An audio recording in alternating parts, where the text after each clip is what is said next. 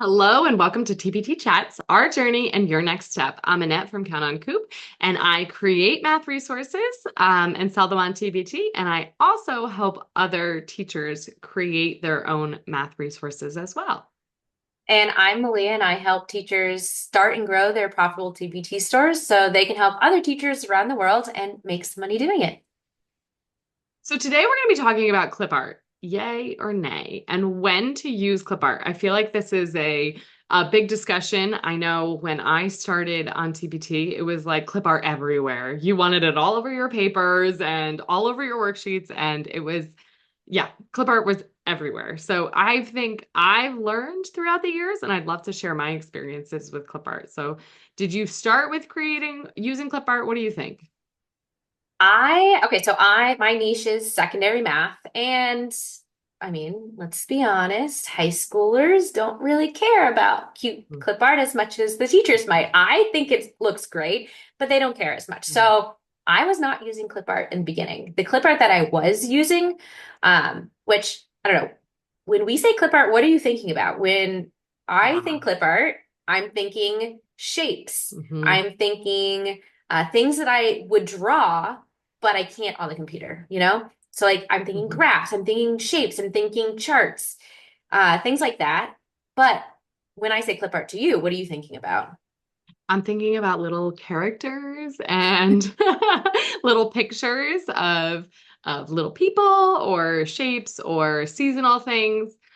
So when I also I'm a math teacher as well, so I also have clip art that has, graphs or number Yeah. lines or things like that that I don't necessarily want to create all the time. That clip art as well. Yeah. So I'm going to talk about what resources benefit the most. So my area of expertise right now is second through like middle school age, and I create for all of them. Generally, I make now, especially, I make things that are like visually appealing. So clip art tends to lend itself to visually appealing Hmm. um, projects. But when I make something like a scavenger hunt or something like a worksheet or something like that, I tend not to use as much clip art because it could be very distracting. So I like when I'm making colorful things, I use clip art. And then when I'm trying to have a more like focused project, I tend to go without a lot of clip art. How about you? Yeah, again, I started with clip art for math. So like graphs. Mhm. Graphs are really hard to make, especially the curvy ones, polynomials. I mean, maybe I said that word and scared some people, but they're really hard to make. So I was buying those.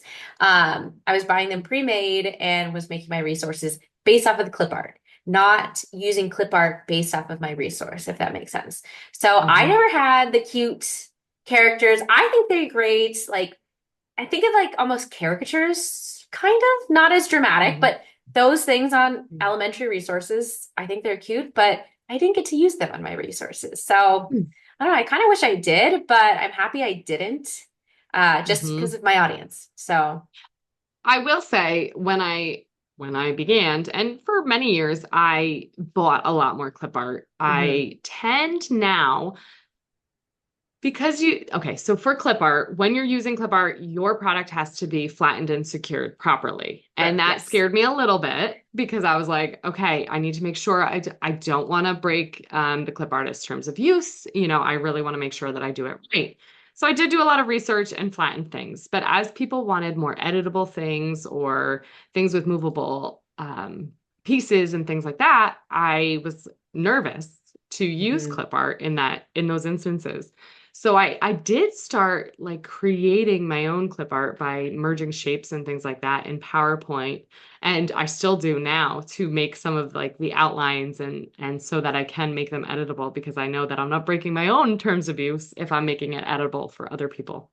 Well, let me just stop you there and tell everyone listening that I thought I knew PowerPoint and I was trying to make something and Annette suggested to me to use this tool and I'm like, where do you even find that? And she showed me, I used it and oh my gosh, I now can make my own clip art whenever I want and I can make exactly what I'm looking for. I don't have to scroll TPT in the internet to find exactly. So, thank you for sharing with me that Hmm. PowerPoint tip. It is So helpful. Yeah, the merge feature, and I use like all the different features within it, like merge, subtract, like It's not once just you get to know grouping. PowerPoint, yes. It's not grouping. It's No, more than not just grouping. grouping. It's more than grouping. So, I mean, you could use there's definitely a place for both of them. I like the cutesy and I also like creating my own for sure.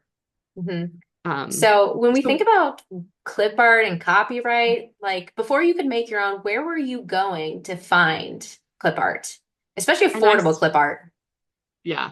And I still use a lot of clip art. So I balance it out. If it's editable, I try to create it myself. If it's not, it's a combination to make sure that my resources are properly done.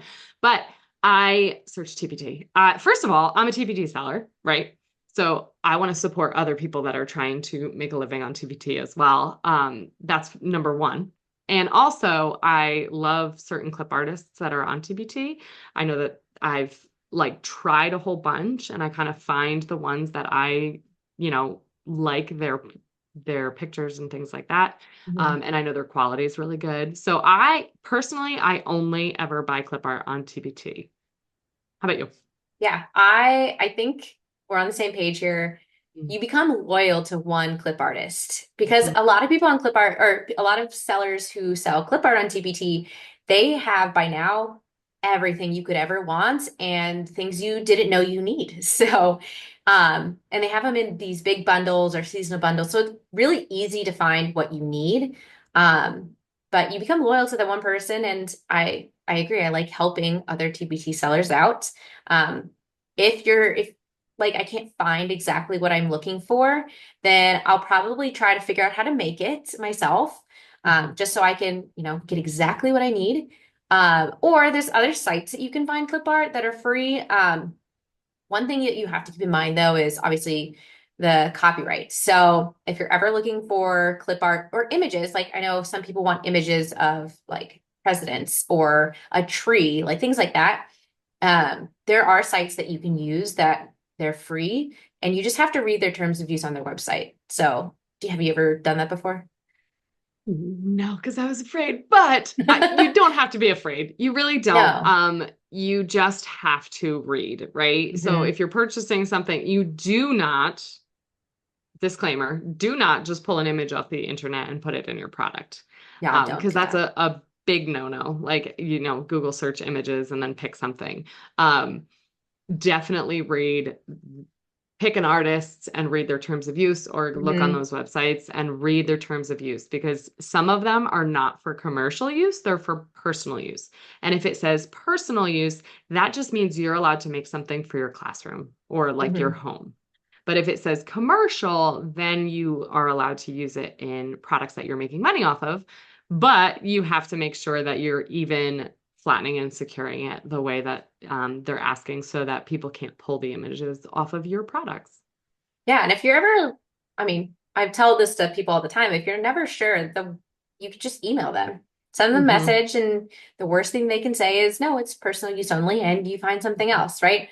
And when I look for these things on websites, like I know there's websites like Pexels, and I'll put a whole list of ones that I've found, but they have a terms of use at the very, very bottom of their page, like at the footer, and all I do is hit Control F or Command F if you're on a Mac to find a certain word, and I just start typing commercial, and then I look and read where it says like commercial, like what you can and can't do. So that's easy than just asking in a Facebook group, but definitely read, do your research on it before you get in trouble for using something really cute and really fun. Yeah. I want to know, are you, our listener, interested in using clip art? Do you like clip art? Are you like, nope, staying away from that? We would love to hear more from you. Yeah, you can send us an email or send us a DM on our socials using the links below.